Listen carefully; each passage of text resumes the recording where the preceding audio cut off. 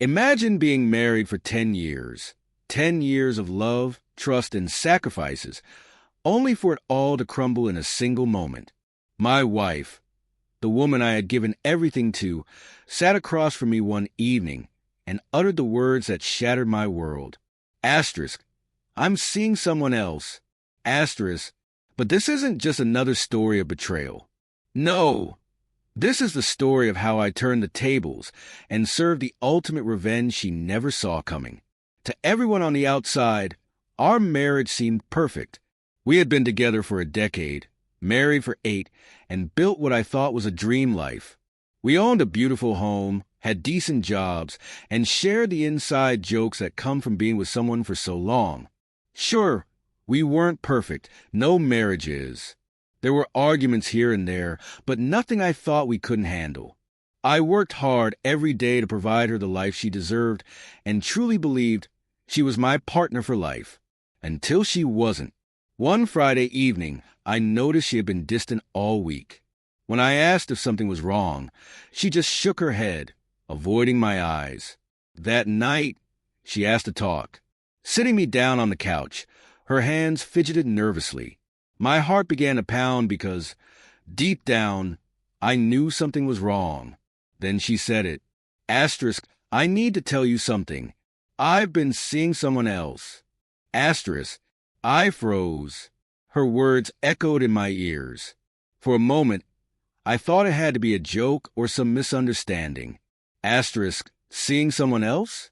What does that even mean? Asterisk, I asked, my voice trembling. She repeated herself, this time without holding back. She confessed to having an affair with someone from her gym, someone who understood her better. I still love you, she said. Asterisk, but I'm not in love with you anymore. Asterisk, as if those words could soften the blow. The days that followed were the darkest of my life. I couldn't eat, I couldn't sleep, and I couldn't stop replaying every moment of our relationship, wondering where it all went wrong. At first, I blamed myself. Maybe I wasn't good enough. Maybe I worked too much. Maybe I stopped paying her enough attention. But then, sadness turned into anger. How could she throw away 10 years of our lives for some guy from the gym? I had given her my loyalty, my time, and my heart. In return, I got lies and betrayal. That's when I made a decision. If she thought she could walk all over me and get away with it, she was dead wrong. I wasn't going to let her destroy me, but I wasn't interested in petty revenge. I wanted something calculated, something that would hit her where it hurt the most, her pride and her reputation. The first step was pretending everything was fine. I told her I understood and respected her feelings. I suggested we keep things civil, especially since we had shared finances and mutual friends. She seemed relieved, thinking I was accepting the situation. Little did she know, I was setting the stage for her downfall. Over the next few weeks, I started gathering evidence. Messages, photos, and anything that confirmed her infidelity. I wasn't going to confront her directly, not yet. I had bigger plans. Quietly, I reached out to a few trusted friends and shared what had happened. They were shocked. Everyone had thought we were the perfect couple. Then, I sent the evidence to someone I knew she cared about deeply, her boss. Why? Because the man she was seeing worked at the same gym her boss frequented. Suddenly, her private life wasn't so private anymore. A week later, it all unraveled. I was sitting in our living room, pretending to read a book, when she stormed in, furious. Asterisk, did you tell people about us? Asterisk, she screamed. I looked up calmly and said, Asterisk, what do you mean? Did someone find out about your little gym romance? Asterisk, her face turned pale. She had no idea how much I knew. By the next day, word had spread through our entire social circle. Her friends were disgusted. Her reputation was in shambles. And her boss? Let's just say he wasn't pleased with her choices, especially since she had been neglecting work during the affair. But I wasn't done yet. I consulted a lawyer and ensured the divorce process worked entirely in my favor. Turns out, she had unknowingly violated our prenup. by admitting to the affair. That meant she walked away with nothing. I sold the house, retained most of our shared assets, and started rebuilding my life without her. As for her gym romance, it didn't last. Turns out, the guy wasn't as understanding as she thought. Months later, I ran into her at a coffee shop. She looked miserable, tired, regretful. She tried to make small talk, as if we could somehow be friends. I smiled politely, looked her in the eyes, and said, Asterisk, I hope he was worth it. Asterisk, then I walked away, leaving her sitting there in silence. Today, I'm happier than ever. That betrayal became the fuel for my greatest comeback. I rebuilt myself into a stronger, smarter man. If there's one thing I've learned, it's this. Never let someone's betrayal break you. Instead, let it ignite your drive to succeed. Plan your moves, take control of your life, and show them that in the end you win. After the dust settled, I found myself standing at a crossroads. The life I had known for over a decade was gone, but instead of drowning in self-pity, I made a decision. I would rebuild not just my life, but myself. The first step was rediscovering who I was outside of the marriage. For years, I had been so focused on being a provider and a partner that I had forgotten what it felt like to live for me. I took a hard look at my life and asked myself, Asterisk, what do I want? Who do I want to become? Asterisk, I started small. I joined a gym, not the one where she met her lover, of course. A fresh place with a fresh perspective. At first, it was just about getting out of the house, but soon, working out became a passion. The weights felt like therapy, the sweat like a cleansing ritual.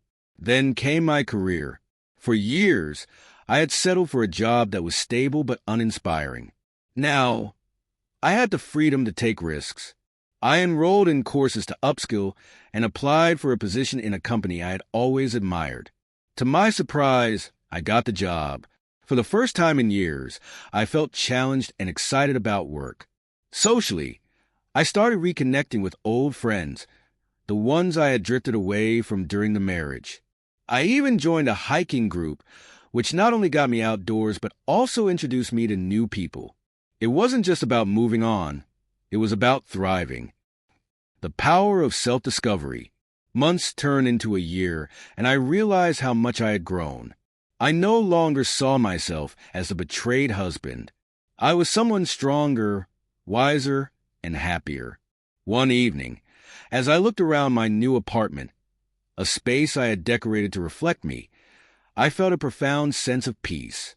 The walls were lined with books I had always wanted to read. My desk held sketches of business ideas I had been brainstorming. And the fridge? Well, it was stocked with meals I had learned to cook during my newfound culinary experiments. Life wasn't just good. It was mine.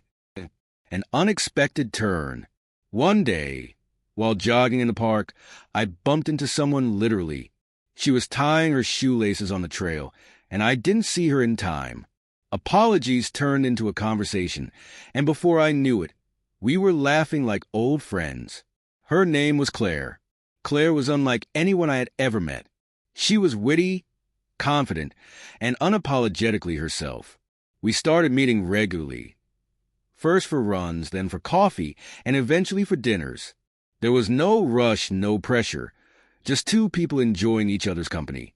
For the first time, I felt what love should be: mutual respect, understanding, and partnership. A chance encounter.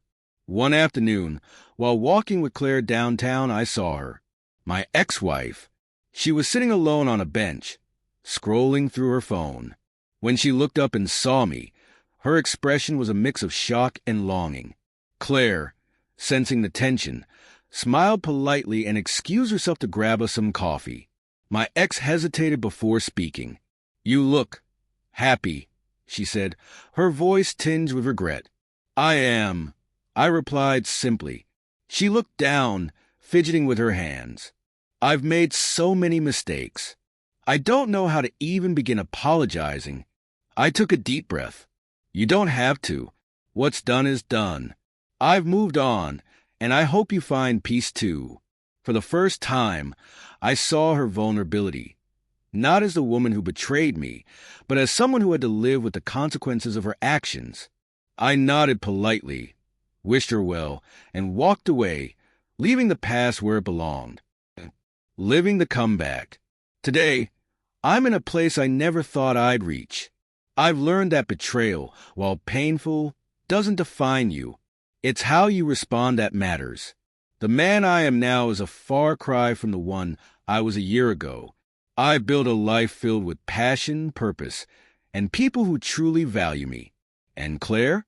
Well, she's not just my running partner anymore. She's become my partner in every sense of the word. If there's one thing I'd tell anyone going through betrayal, it's this: you have the power to rewrite your story. Don't let someone else's actions dictate your worth. Rise above, rebuild, and come back stronger than ever. Because in the end, success is the sweetest revenge. Life moved forward, and with every passing day, I found myself stepping further into a version of me I had long forgotten.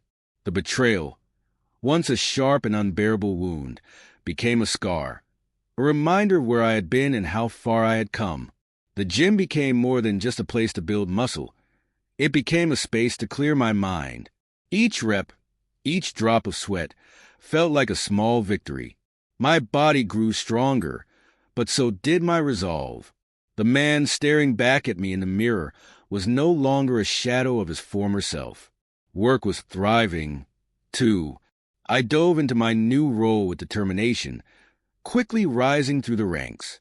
Every accomplishment felt like reclaiming a piece of myself. My colleagues respected me. My ideas carried weight, and for the first time in years, I felt genuinely fulfilled. Reconnecting with friends filled the gaps I didn't know existed.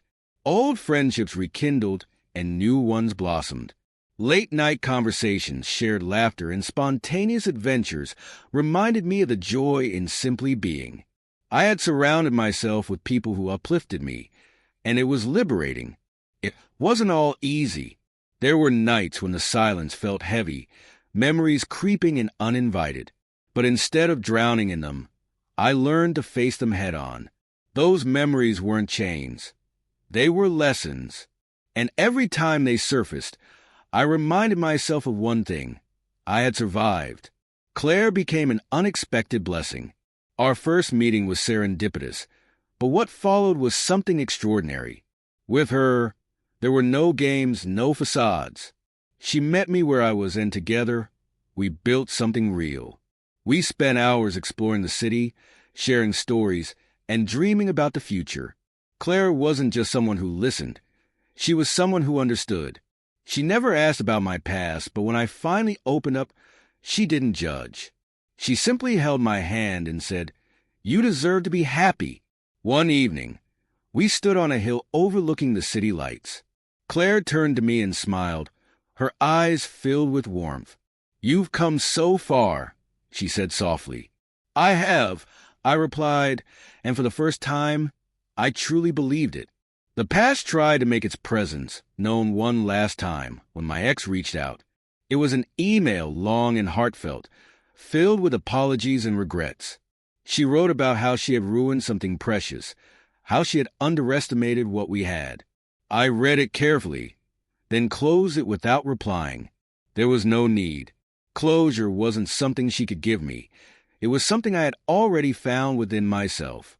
As I walked away from that chapter of my life, I realized the ultimate revenge wasn't about destroying someone else's world. It was about rebuilding my own, brick by brick, until it stood taller and stronger than ever before. Betrayal didn't define me. Survival did. Growth did. Love, real and enduring, did. Now, as I sit on the balcony of my new home with Claire beside me, I watch the sunrise and feel nothing but gratitude. Life, with all its twists and turns, had brought me here. And here was a place I never wanted to leave. If there's one thing I've learned through it all, it's this: sometimes life breaks you so you can rebuild into something unshakable. Let the pain fuel you, let the lessons guide you, and never stop believing in the comeback. Because the best version of you is always waiting on the other side, The chapters of my life continued to unfold, each one a testament to the resilience I had discovered within myself. Claire and I deepened our connection, not just as partners, but as individuals who respected and complemented each other. She encouraged me to chase dreams I had long abandoned, even the ones I thought were foolish. One day, over coffee, she asked if money and fear weren't issues. What would you do with your life? I hesitated, then smiled. I'd start my own business. Something that makes a difference. Something I can be proud of. Then do it, she said, her tone simple yet unwavering. Her belief in me ignited something I hadn't felt in years. I began planning, researching, and sketching out ideas. It wasn't easy. There were late nights, setbacks, and doubts. But every time I felt like giving up, Claire reminded me of my potential. Months later, I launched my own company, a small consulting firm focused on helping individuals and businesses navigate challenges. It felt fitting, turning my own pain and lessons into something that could help others rise from their struggles. The business grew slowly but steadily, gaining traction through word of mouth and sheer determination. Watching something I had built flourish was a feeling unlike any other. It wasn't just a job, it was my purpose. Meanwhile, Claire and I continued to build a life together. We traveled to places I had only dreamed of, small mountain towns, vibrant cities, and quiet beaches. Each destination was a new memory, a reminder that the world was vast and full of possibilities. One evening, during a quiet dinner at home, Claire surprised me. "I have something for you," she said, pulling a small notebook from her bag. "What's this?" I asked, flipping through the pages. "It's everything you've told me about your dreams. Places you want to visit, things you want to achieve. I've been keeping track." I stared at the notebook, overwhelmed. Each page was filled with little details I had shared with her. My desire to learn to play the piano, my wish to write a book, even my childhood dream of owning a classic car. "You've given me so much," she said softly. "I want to make sure you never stop dreaming." In that moment, I realized how profoundly my life had changed. The betrayal that once threatened to break me had paved the way for something extraordinary. As the months turned into years, Claire and I continued to grow, both as individuals and as a couple. Our love wasn't about grand gestures or perfection. It was about showing up for each other every single day. Occasionally, whispers of the past would surface, an old acquaintance mentioning my ex, or a memory flickering through my mind. But they no longer carried the weight they once did. The past was just that, the past. I had learned to let go of resentment, not for her sake, but for my own. Holding on to anger was like holding on to a burning coal. It only hurt me. Forgiving her didn't mean excusing her actions. It meant freeing myself from their grip. One day, as I stood in my office overlooking the city skyline, I realized how far I had come. The man I used to be, the man who felt small and broken, was a distant memory. I wasn't just surviving anymore. I was thriving. Claire walked in, a familiar smile on her face. "Ready for dinner?" she asked. "Always," I replied, taking her hand. As we stepped out into the evening, the world felt full of promise.